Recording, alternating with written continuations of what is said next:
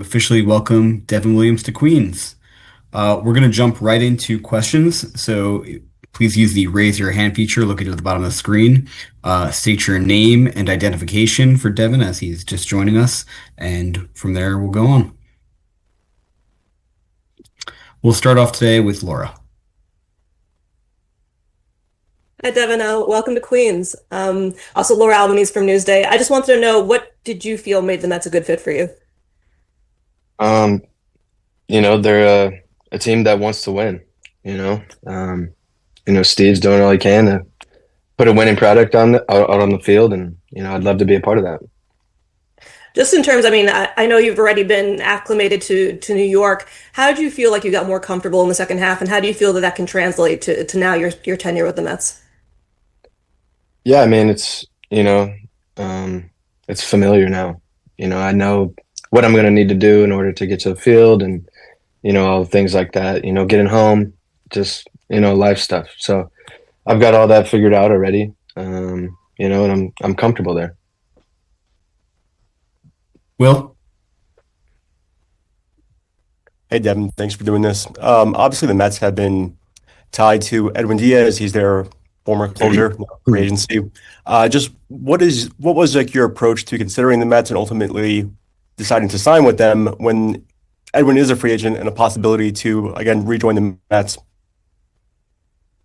Yeah, like I said, I think it's just a good situation. If he comes back, I think we're gonna have a really good back end of the pen. So more good arms is always a good thing. That's really it. We'll go with Abby Mastracco from Daily News. Hey, Devin, Abby from the Daily News. Have you been able to sort of dissect your last season with the Yankees? Your underlying analytics were all pretty much on par for the rest of your career, but obviously there were some struggles last year. Have you been able to figure out anything from last season? I feel like there was kind of a lot of factors, really. Some mechanical, some pitch selection type stuff. Looking back on it. Just kind of reflecting on that and using that to, help me prepare for this next season. Is there any one aspect you think you're going to be able to take into next season, or any major things that you found that you'll take into next season to improve upon? I think it's really just to, continue to get better at what I'm already good at, and then, kind of expand my arsenal a little bit, which is something I've been working on. But yeah, I'm excited to really, get to put it to use next year. Thank you. We'll go with Bill Ladson from MLB.com. How's it going, Devin? Devin, you have a relationship with David Stern that dates back to Milwaukee. Could you talk about how much that relationship helped you sign with the Mets? And also, you had a great June. And how can that great June carry over into 2026? As far as Stearns goes, I'm familiar with the way that he wants the organization run, the way that they want to do things and their process. So, I think it's another, familiarity for me. So it's all comfortable, As far as my June, I don't know. We played 3 months after that, so I thought I ended the year on a pretty good run the last 2 months. But yeah, I think I'm just going to take that and try and carry it over into next season. Great. We'll go with Mark Sanchez from the New York Post. Hey, Devin, congrats. You mentioned you. wanting to expand your arsenal. Just what do you have in mind? Yeah, I've been tinkering with the cutter, maybe increase the usage on that. Kind of, I don't know, a slidery type gyro slider. Just playing with those two, seeing if I can, add those to what I do and give myself a little more breathing room with the fastball and changeup. Was that your idea to do? Have you been in touch with the Mets about this, or I guess how did this develop? It's really something that I felt I needed to do for a while, but I just really haven't put it into play yet. you know.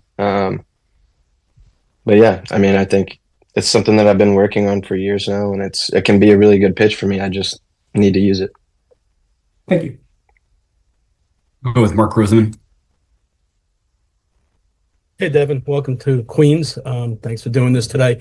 So one of the questions I had for you is you have a pitch that's unique to you, the airbender. From the time you started, obviously technology has changed. How much did you lean on that technology to refine that pitch?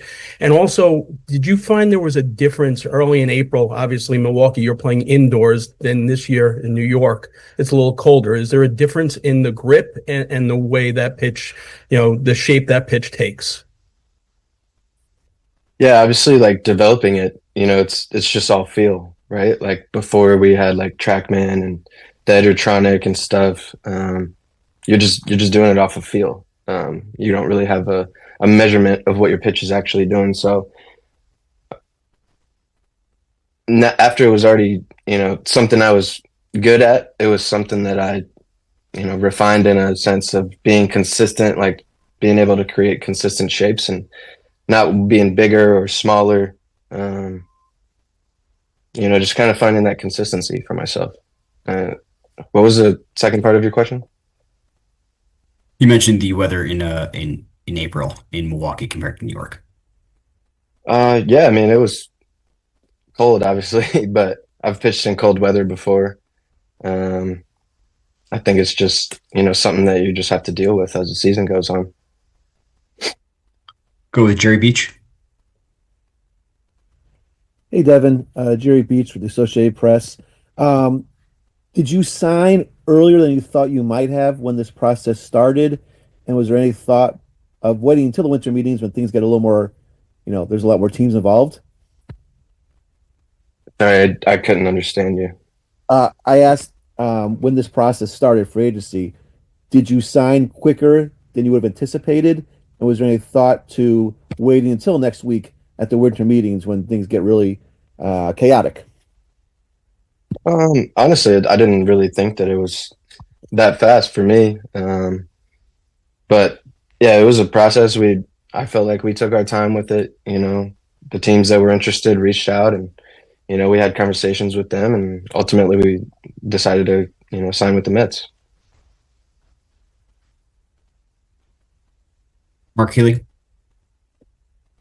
Hey, Devin, welcome to New York with the Mets. My question is about the pitching lab. Obviously, you with David Stearns, you have a familiarity with how they go about preparing pitchers and preparing roles for the upcoming season. So did that have, an attractability for you, knowing that, obviously it's going to be a new pitching coach, but did that familiarity with David Stearns and how he operates, with the pitching lab, did that play into your decision to sign with the Mets? Yeah, I mean, obviously they have a track record of, kind of helping guys improve on things that they already do and maybe, adding in a few things. So I think that they'll be able to help me and, I'm really curious to see, what they have for me. Jerry again. Hey, Devin, sorry, just a follow-up. Obviously, there's a chance you'll be the closer here, depending on what happens with Edwin. Were there any teams you discussed that you just talked to that would have offered you the closer's job guaranteed out of the chute? I mean, every team I talked to was for the closer role.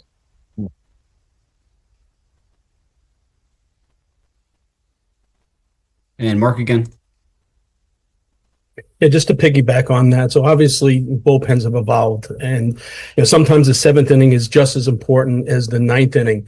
But being a closer, does your mentality need to change if you are not the closer mentally coming to the ballpark every day?